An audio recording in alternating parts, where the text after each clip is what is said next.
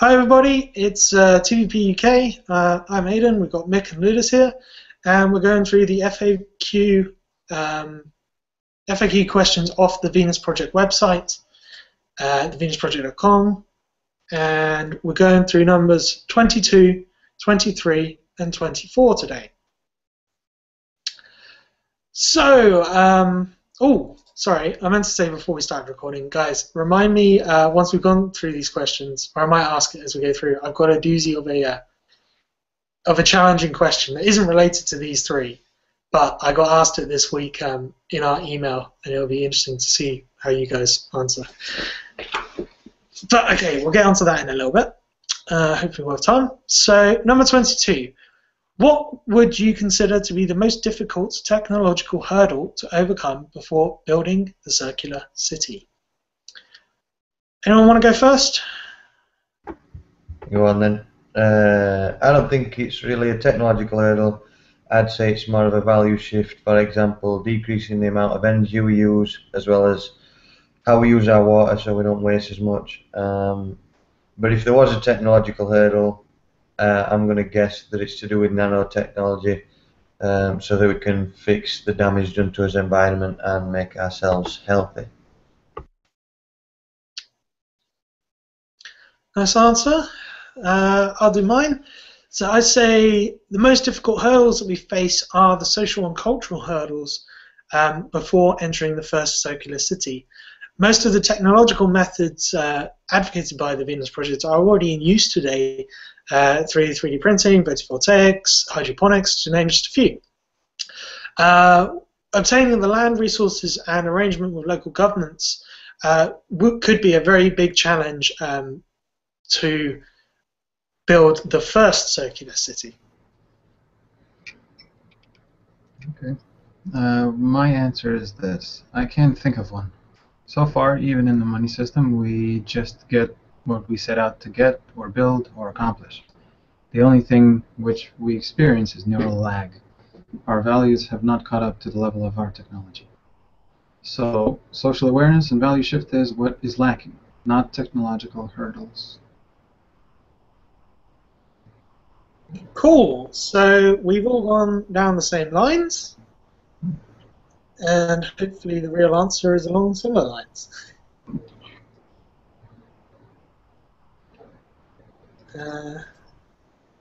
I like it though. We're answering the question that should be asked rather than the question that is actually asked. Yeah. Oh, welcome, Daniel. Okay. Can you hear us?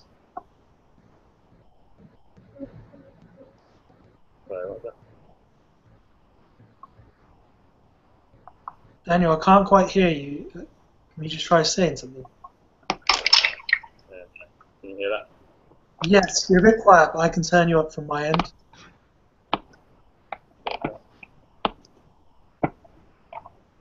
All right, hopefully that should be better. Thanks for coming along.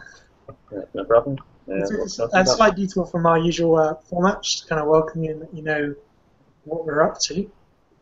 So generally what we've been doing is going through the FAQ questions on the Venus Project's website and generally testing our ability to answer the questions that are put on the website, and then kind of comparing what we've said with the actual website's questions. Right.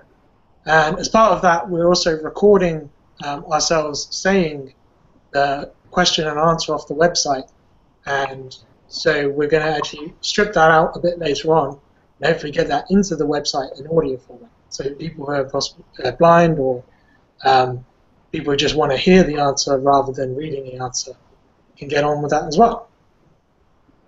Okay. But that's what we're doing kind of technically. I guess we should just kind of generally say hello, welcome to the Venus Project supporters group in the UK. I'm Aidan. I'm the POC, which is point of contact. Generally, it doesn't mean I lead the group or anything like that, but I try and coordinate the supporters in the UK and share that information with the point of contact admin team and the other point of contact, the other kind of national local teams that are around the world.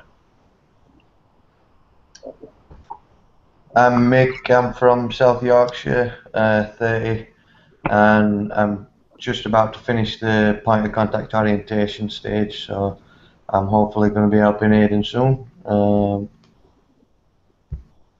I hate my job. What's your job? Mick, it was pretty quiet, but Daniel actually asked you a question of what's your job? Oh, it's just packing items that are going to be delivered to the next retail stores. So it's really boring, tedious. But I like to do things that were like learning Polish instead of working. Yeah, I used to do something similar to you. I used to work in a warehouse as well. Hang on, Daniel. Can I turn Daniel up from here, Aidan, do you know? Yeah, if you go into your Google Toolbox Yep. and go onto the second icon from the left, Oh, yeah. you can find him and turn his volume up. I think I've got him. Go on, say Daniel, say again. I was saying I used to do something similar to that. I used to work in a warehouse, and it was really boring.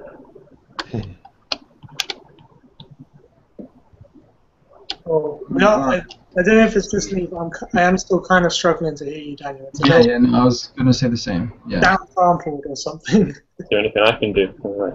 Yeah.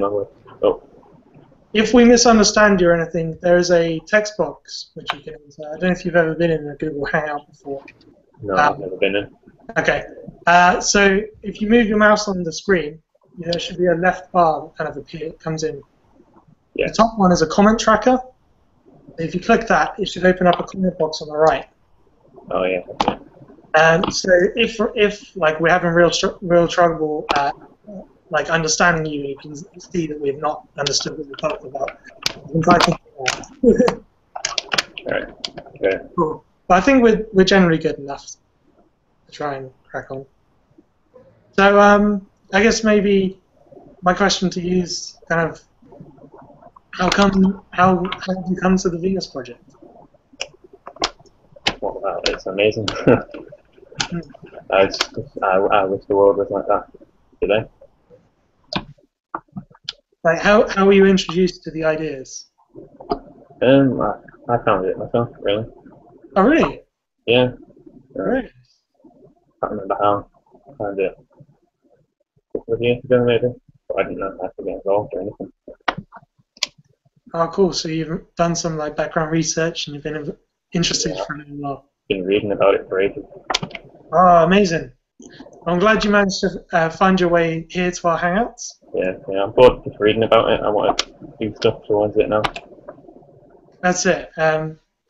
So there's kind of two elements of what we're trying to do here in the UK with the supporters team. So obviously getting people together, building a network of supporters, and like as part of that, educating ourselves more about the Venus Project and discussing it with other people who have an idea about the Venus Project to make sure that we're all kind of on the same lines and trying to get it authentic.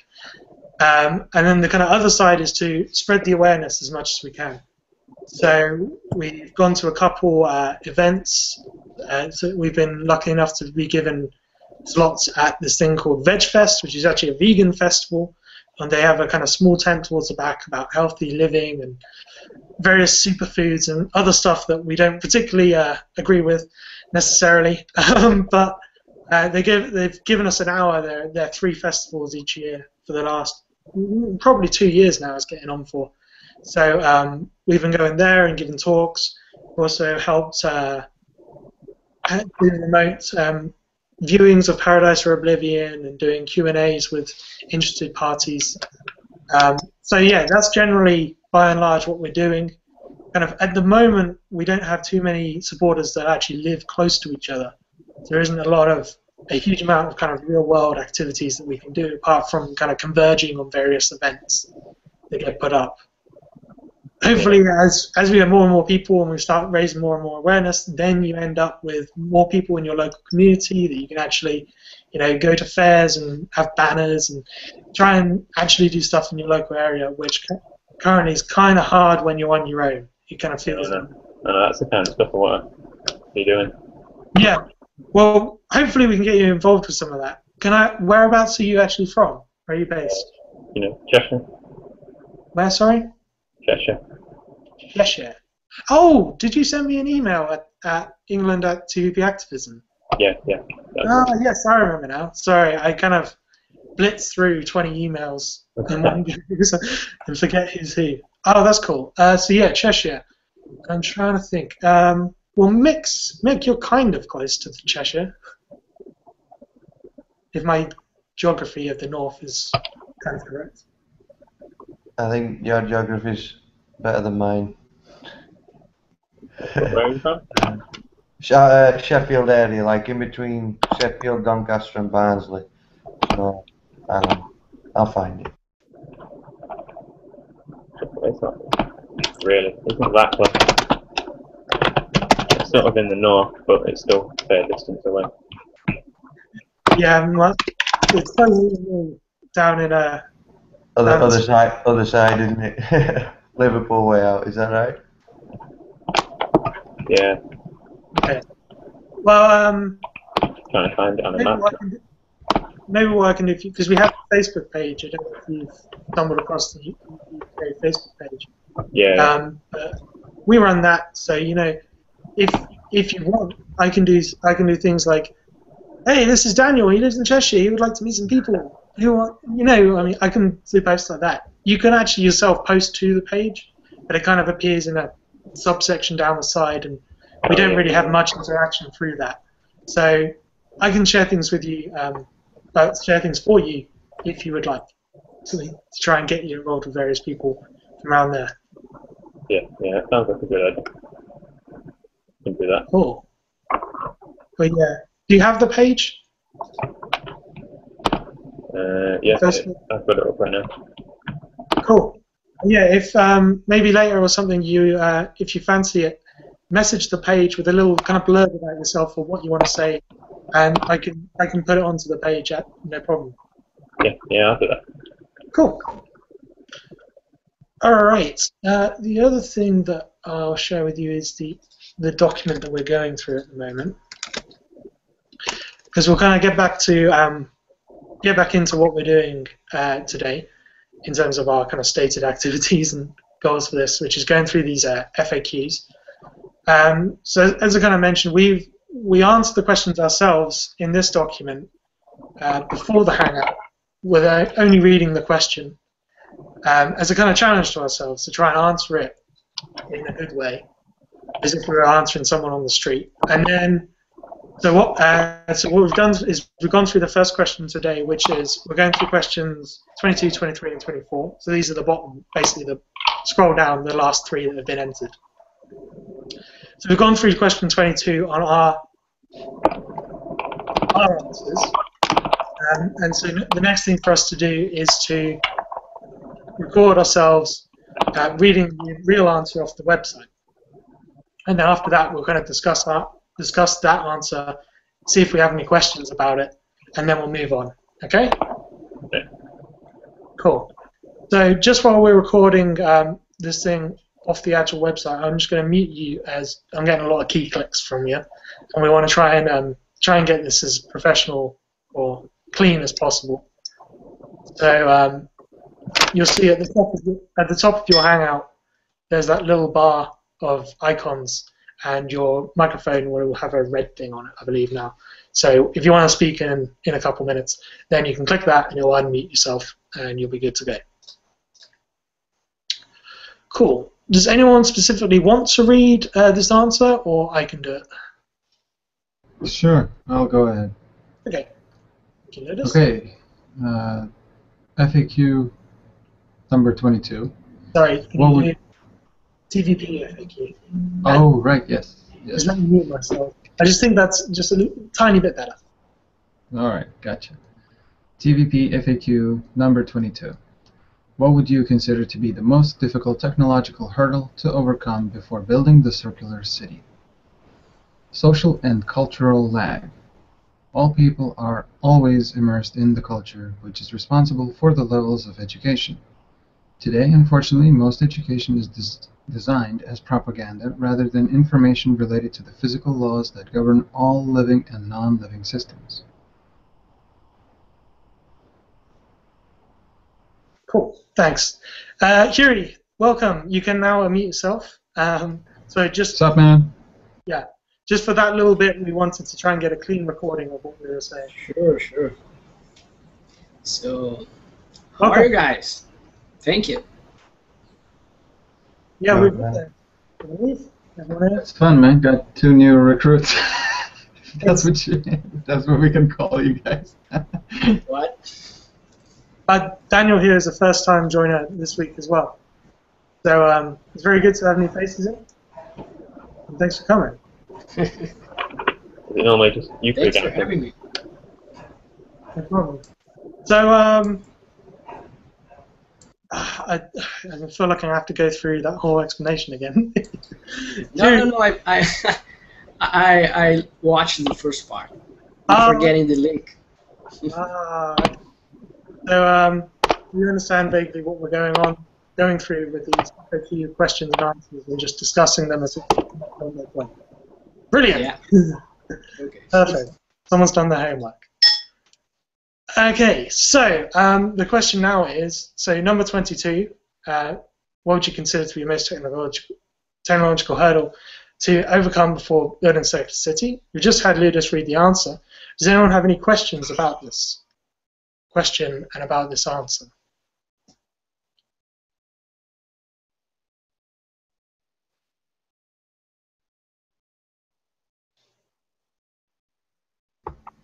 I think we all seem to say this similar answer like this, to do with social and cultural lag or values.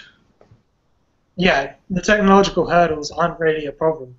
It's really the social constructs that we're facing today. Cool.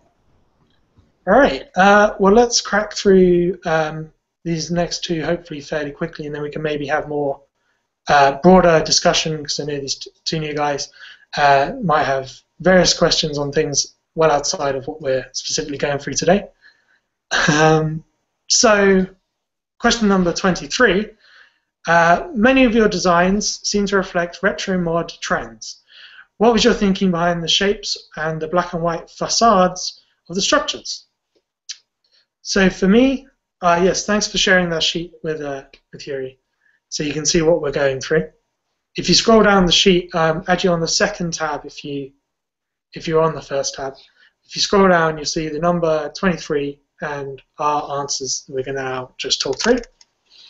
So I said everything within the Venus Project designs are underpinned by functional design considerations. Any correlation with aesthetic design trends are purely coincidental. Okay. I said I didn't understand the black-white facades reference. Shape of the structures were referenced by Jacques to have the most optimal design for a given task or need. I think I said something similar. I would say the shapes and colours used are not to follow a trend, but to serve a purpose, such as to absorb or reflect heat with the different colours. And in the case of the shapes of the designs or the buildings, I'd guess that was to do with them being more resistant to wind or extreme weather conditions, but always to have a function. Yeah, Jacques mentions that the dome being that kind of consideration of where he's from, there's a lot of tornadoes, so the dome is quite a good way to counteract tornadoes.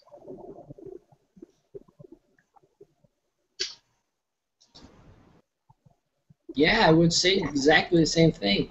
It's not that he chose white because he likes white. It's because it reflects the most of the colors, the light spectrum. So it's because of the properties of the materials, not by I like blue, I'll choose blue.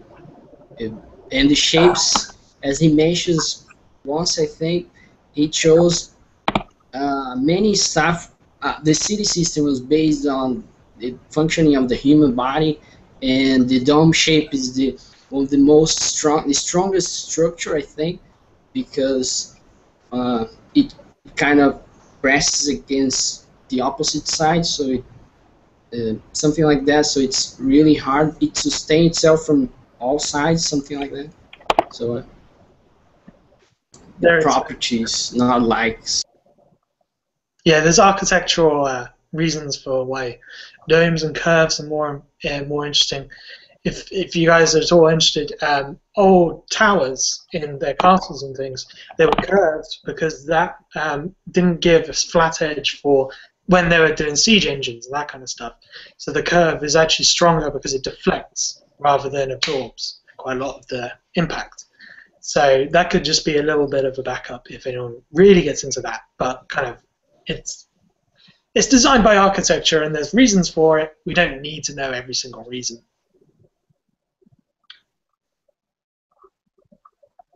Okay, so I'm just going to go on and I'll read out this one just for our recording purposes, and then we can move on quickly. TVP FAQ 23. Many of your designs seem to reflect retro mod trends. What was your thinking behind the shapes and the black-white facades of the structures? Most of the designs of the city system, industries, transportation, and associated industrial requirements, such as automation and cybernetics, are based upon the physical carrying capacity of Earth and its population. The design parameters are extracted from the physical equipment that exists, along with today's technology and personnel. Interesting question. Answer?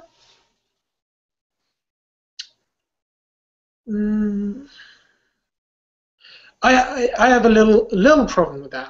I would say is the designs of the city systems are based upon the carrying capacity of the Earth and its population.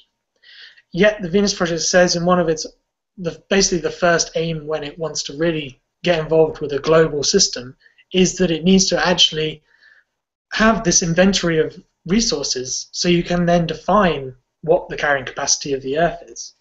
At the moment, it could be seen as kind of guesswork. Do you guys see what I'm saying there? Yeah, I think, does Jeremy Rifkin talk about it though, where we've already got like the sensors in place, the companies have the sensors in place, in a monetary fashion they're just kind of like, I don't know, some of it's behind closed doors right now. Like,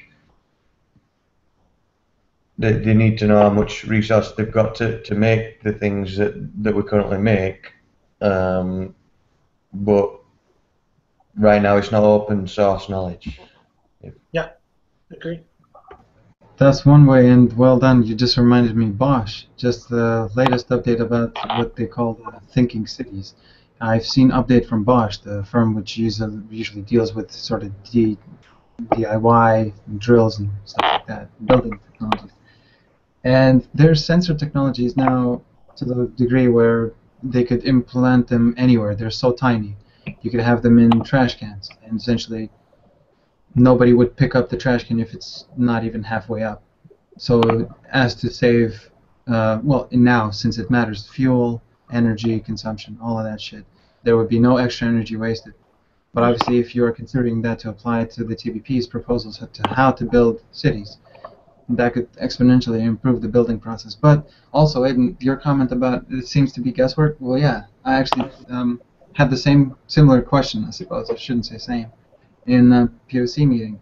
And yeah, they kind of clarified this whole affair to me, because the idea is to be experimental. It is the experimental city. I mean, that's what it's called, the first one. So in a way, it's not, it's not guesswork as, oh, I think we should build that there. There's still going to be calculations, but yeah, like you suggest, it is going to be experimental. So you're going to use what you got to get what you need. But maybe the first experimental city, there would be a survey before even starting it. No, maybe. There would be Because there'd be a local survey of what they have the capacity to actually do in this time. But let me just double check. But I believe the answer said the carrying capacity of the Earth. which means a global survey, which actually hasn't been done at this time. So the designs that they've got can't be based on that. In a way, the aim is to maximize it, and I understand what they're trying to get at there. I'm just trying to give you guys what a pernickety person might say to that answer.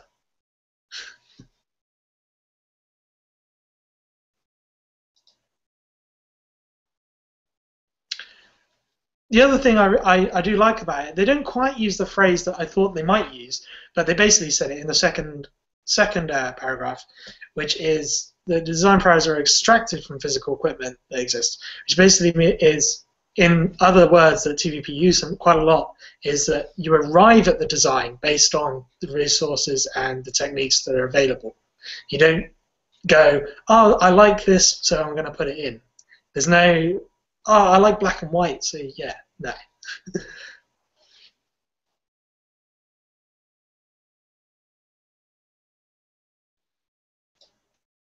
Cool.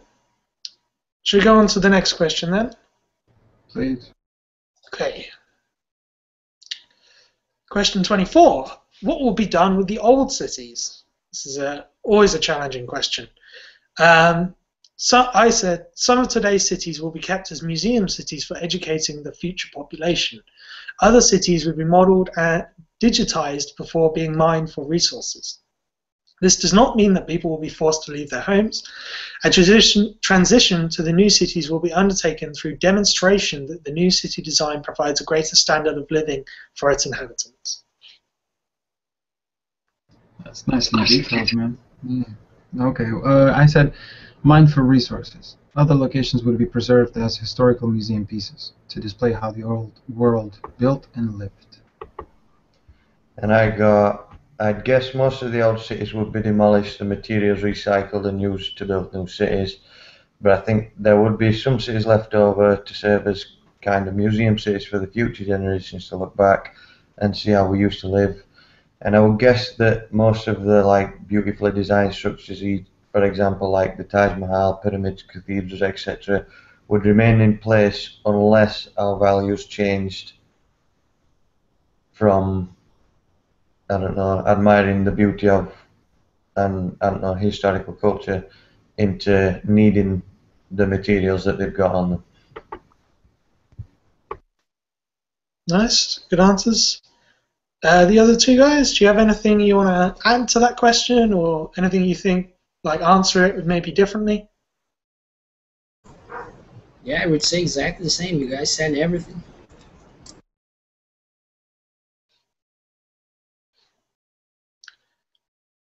Cool. Daniel, you got anything? I think he was speaking. You are muted at this time. Man, I'm muted now. I was saying, I'm not that saying, you guys. Okay. Cool. All right, I'll just mute you again quickly, and we can go and record the answer. It's a nice short answer. That's good. Does anyone want to take this answer specifically? I'll do it. It's nice and short. Let me just mute myself so you don't get any feed over. Okay. TVP FAQ 24. What would be done with the old cities? Most of the old cities will be levelled and mined for their resources. They are too inefficient to maintain. Some of the cities will be set aside as museum cities. Perfect. A nice, simple question, and we all basically did very well. Pat ourselves on the back. So, as a stumper question, then, what about all the religious places, like all the churches, all the cathedrals, all the mosques? Do you think we'd tear them down with the rest of the cities, or would the religious parts stay shut up until, I don't know, until we lost generations of religious people? I don't know whether I said that very clearly. I know what you're trying to say. An interesting question.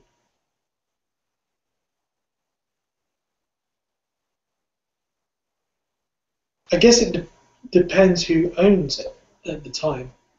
In the transition, like, it's got to be the person who owns the site voluntarily giving it up.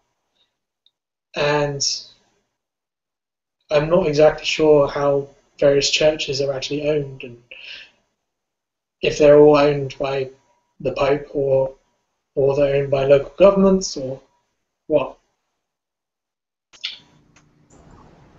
Yeah, but even if they give up, I think that the religious people, like to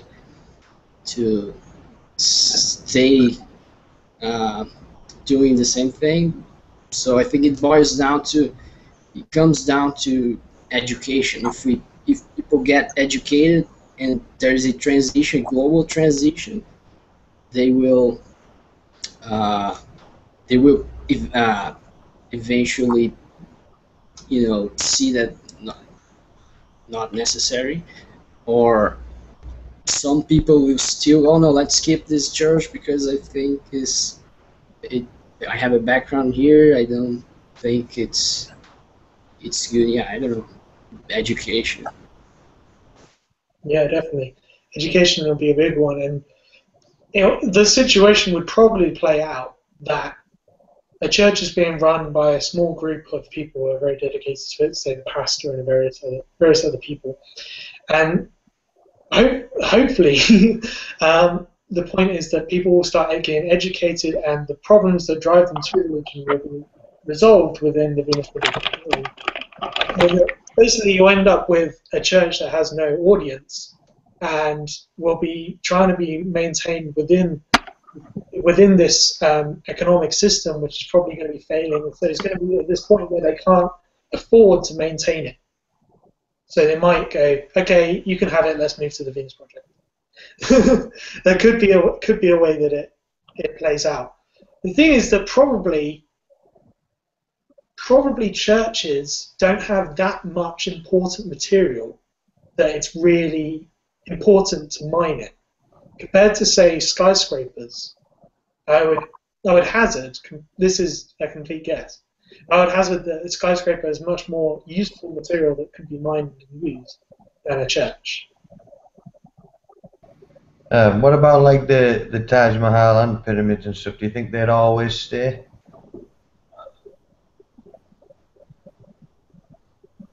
I don't see them going quickly. I wouldn't say always. That's a good I answer. think you just answered your own question in the previous question. The way you said that, who knows? But with the changes in values, they could shift so vastly and rapidly. I mean, if we are to take Jacques' example, when people ask, oh, well, how long do you think it would take for re-educating people's values? Just the sort of mainstream fuck-ups, such as you always need jobs, yeah, wars always exist, instincts exist, such as, oh, people are violent, they're fucking greedy, they want to fuck your mom, and all this other stuff. So if you get rid of that, and according to Jacques, I think I remember him saying he based all these predictions in he looked at how soldiers in America were motivated by propaganda films in World War II, to fight the Japanese. They showed, Japanese soldiers doing all kinds of crazy atrocities, and so all of a sudden there was incentive for you to stab the sandbag just as you would a Japanese soldier. So I think, again, though, that's just to my memory. I haven't really sat down and asked, hey, Jacques, so how the hell did you figure this shit out? But if he is given access to mainstream media, newspapers, radio, TV shows, movies, all of a sudden the construct of, female objectification, sex and violence and video games where you can fucking put teeth out, people's jaws are ripped out and shit like that, it can be quickly turned around. But then again, that's just a complete guess. Yeah, I think once people have everything available and many stuff, interesting stuff to do, I mean, basically do whatever they want to do, they will start. I think it will kind of dissolve itself. A lot like many other things start to dissolve because they will think, okay, I can go to church and do this thing, or maybe I can do something else I'm much more interesting, deeply interested in doing, and do it, do it in my own way. I don't know. They will kind of compare, and their values will constantly be uh, improving, say changing.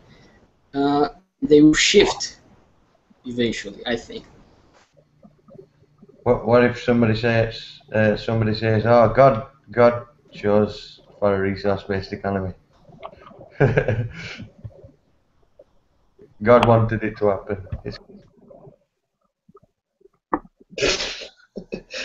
I don't know. I've never heard such a thing. Such a thing. Maybe it's time for your question, Aidan, because I'm just like. No. Let's just address it because it is an interesting one, and I can sort of piece together an answer from what I remember Jacques saying. So the only thing that I remember from 60s, 70s lectures, and somebody did put up this question: do you think you can phase out religion? Jacques says, yeah, we can because, and then he goes into an array of examples such as, if in churches and mosques and what have you, it's preached that you are to be kind to your fellow man, you are to live humble, you are to do all of this good stuff, right? Well, what about when it's a given? What about when society's roads are cleaned by minute, not even daily? What about when there's not a single soul on earth starving? You will not see any more people with swollen bellies. It is gone. So, how are your preachers? What's the matter? How do they matter in this new society? And then the next question was put up to Jacques. Well, religion, if that's solved, fine, I take it, but you will never phase it out because a lot of people deal with religion because of death. So, okay, in this life, yeah, we got death, but in the next one, and then ... And then, of course, if you're interested, I do highly recommend listening to what he's got to say about that. But the question was if we can sort of say, attribute that to God, which, regardless, you will be given these things, and I can't see it happening. I mean, maybe small minority can perhaps just keep doing the same shit, because, trust me, I've heard some fucking absurd things said to me by university students nonetheless, where they attributed invention of penicillin to God. So, yeah, I'm pretty sure they can attribute it to all kinds of things. I don't know is my answer. Yeah. The thing is that that's not a main goal of TVP, to get rid of religion. It's something that they wish to happen over time, but there's more pressing matters, and people will be allowed to keep praying and stuff as they feel they want to and they need to. Absolutely fine. All right. My tricky question. It kind of ties in. It pretty much is very similar to the question we just had, and it just started kind of mentioning it a little bit. And this is a question that was sent to me on the email, and I'm just going to read out a little bit of it because there's other things that this guy has slightly misunderstood. The interesting question is, well, he asked an awkward question. As a BDSM hobbyist, would my hobby, along with the culture around it, be non-existent, or would it carry on in the same way it has always been? I think it'd be one of those things that might slowly phase out. But that's just a guess, a wild guess. It's just as much as a guess as it is, well, with cowgirl or reverse, all kinds of doggy, crazy shit positions. I mean, where does that all stem from? So the only real answer that I can sort of think in terms of how Jacques so far answers these vague area questions is a lot of research needs to be done. How the fuck do you know that if you didn't see in movies a girl sitting on top of you during sex, you would not just be this good old Christian, let's just, good old missionary, And by the way, even that gesture that I did now, I made it sound square, like it's not a cool thing to do, which already is prejudiced. And I'm talking with what I've been influenced by movies and all the other shit, and it's oh, how you don't know how this thing is? Oh, you're lame. All that other shit. It's irrelevant. It really is completely irrelevant. I mean, you could stimulate the lady with fucking staring at her intensely. Who knows? So all of this is just falls by the wayside. If it does the job, which again, I do have to reference the whole set of 60s and 70s lectures where Jacques talks about stimulating areas, for instance, how the area of the vulvic area is essentially just made up of sensors. But then all of a sudden, if a frog leaped around your pussy, you would be distraught and disgusted. You wouldn't just simply accept it with the thoughts of, oh, all right, well, the frog hops around in there, it's a stimulating area, I'm cool, it's pleasant. You're a pervert. And he mentions such things as, before making love, licking a cherry tree. And the girl would react perhaps bizarrely. How the fuck do you lick a cherry tree? Well, what's the function of sucking on your breast, right? You don't get any cherry flavor. So it's the same, it's completely comparative values. I mean, in some tribe in Africa, women are considered obscene if they expose their ankles, but not their breasts or buttocks. So all of a sudden you get just this complete nonsense, and throughout history you've seen goddesses which are to the size of 2 rooms, and that was considered fertility goddess. All this sex stuff is, I really don't think is too much of an importance. Right now it's important because there's a lack of it. All these weird fetishes and shit that you keep thinking in your mind what you would do to this girl or woman or human, whoever the hell your preference is. And you keep thinking about it rather than experiencing how it really is. That's why there's such a disparity between what people think about porn and real life sex. Because you don't, I think as sorry, well. I did ramble on. I was thinking as well. When it comes to like sex nowadays, I'm gonna fucking say some private shit here. For me, it's like an addiction, man. Like with the weed, beer, cigs. Like for some people, shopping's an addiction. You know what I mean? And I feel that when I've started doing a lot of things since I went part time. Like doing events and going to like help people and seeing people laughing and smile. Now that's become an addiction, and I think like maybe during transition, and for many generations, there'll still be people that do the BDSM. But I think in the future when there's so many things to do, so many really interesting and like I think we'll be a lot more intelligent as well. I don't know. I feel that saving the environment or inventing something new or exploring something new will be more of an addiction than sex. I'm not sure it'll like just go away. You know what I mean? I think they're obviously going to be attracted to somebody. But what did you answer, Adrian? Well, no, just on what you're saying about exploring something new. That's where people get to BDSM because they're bored of missionary and they've gone on and they've decided that they explore this area. My kind of answer is, well, it's very hard to say what is pure physical enjoyment and what is psychological enjoyment based on your culture. Maybe people get handcuffed and stuff. That is somehow part of that's more mental than physical enjoyment because doing that isn't enjoyable. Whereas, I don't know, people would have these little cattle proddy things and whips and all this crazy stuff. And there's an element of real physical attributes there that they might get enjoyment out of. Because it causes adrenaline, various other things within your body. How much of that is purely physical and how much of that is cultural has yet to be divided. I kind of was going to go at him, not go at him, but go along the lines of, if it wasn't to sell money, would 50 Shades of Grey even exist? Like, if it wasn't to make money, would that exist?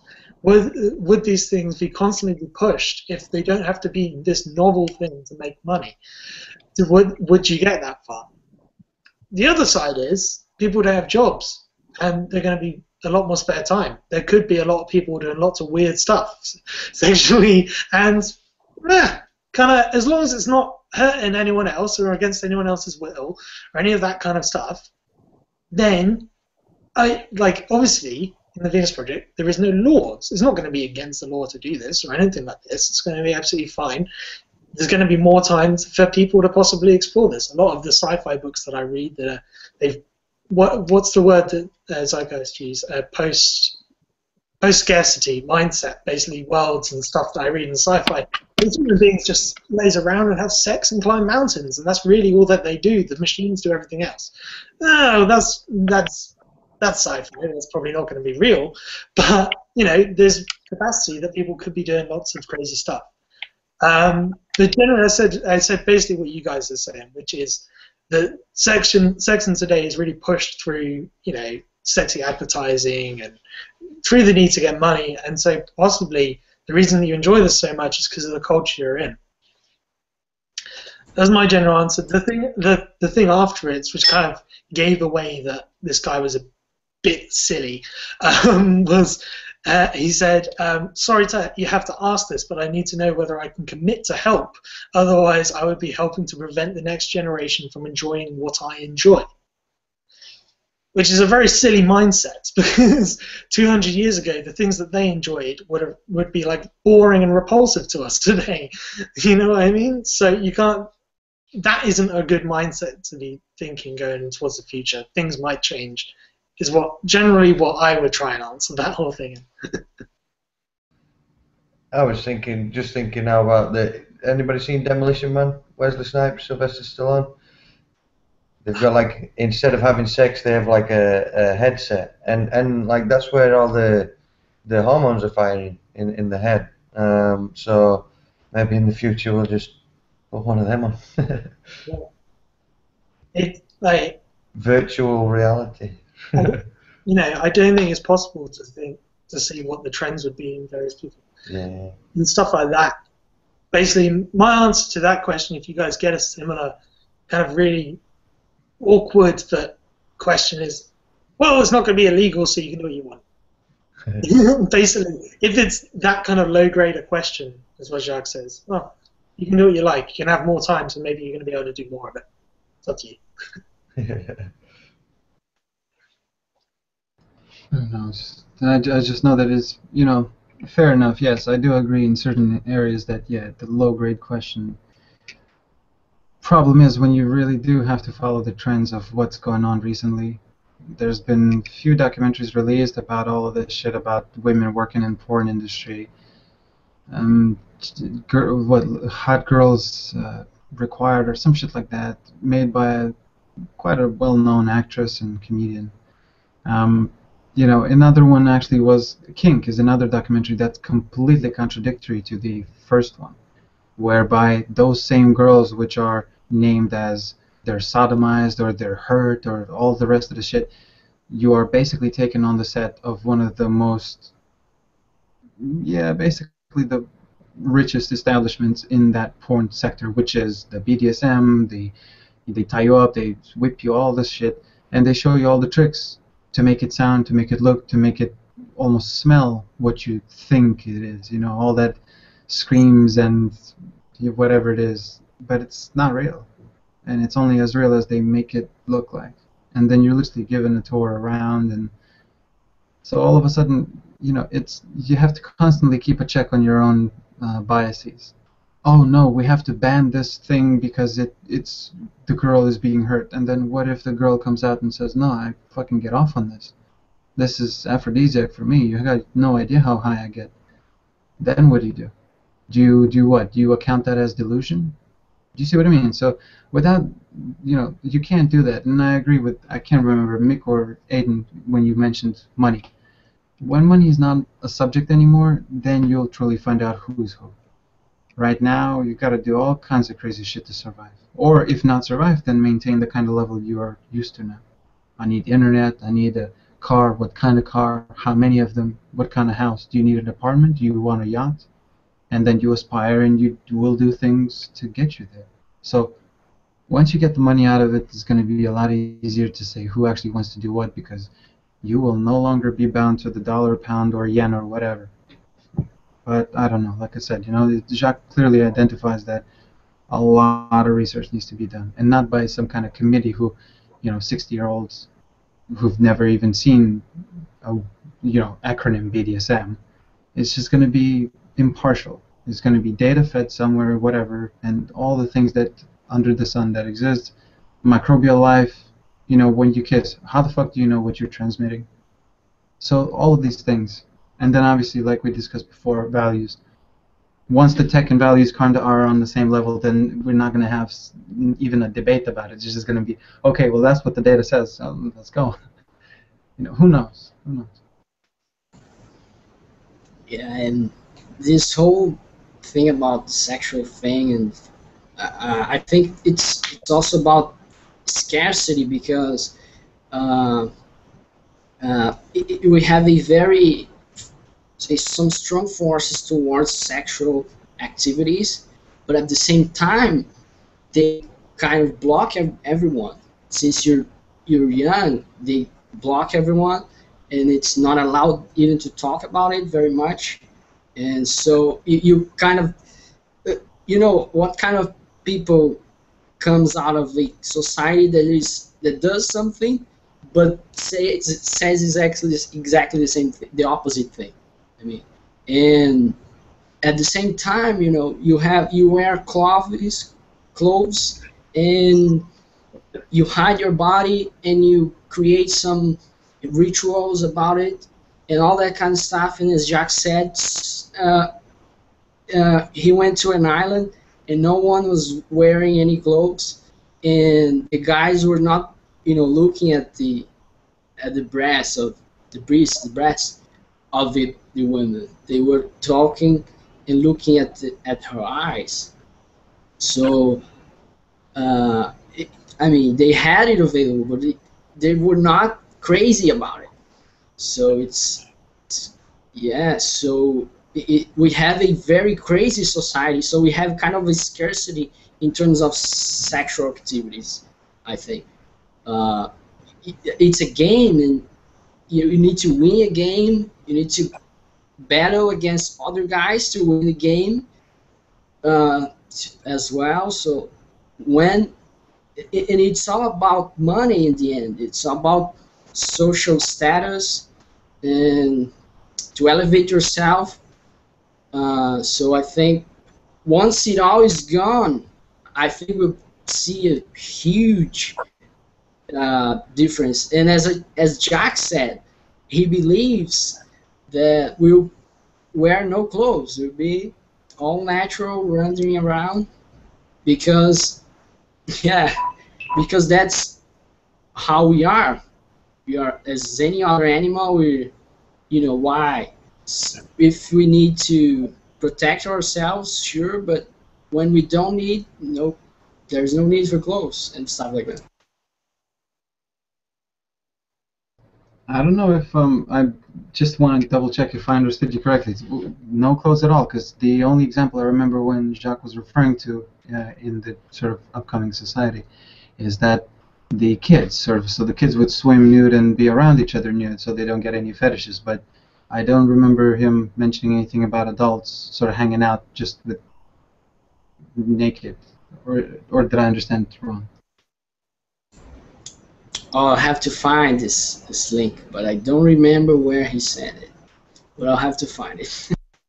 There's so much out there that we're drawing from. It's hard to remember where it comes from. Yeah, there's a lot, and I've went to a few translations, some very crazy stuff, very difficult to find, and maybe it's there, and I don't know how to find it.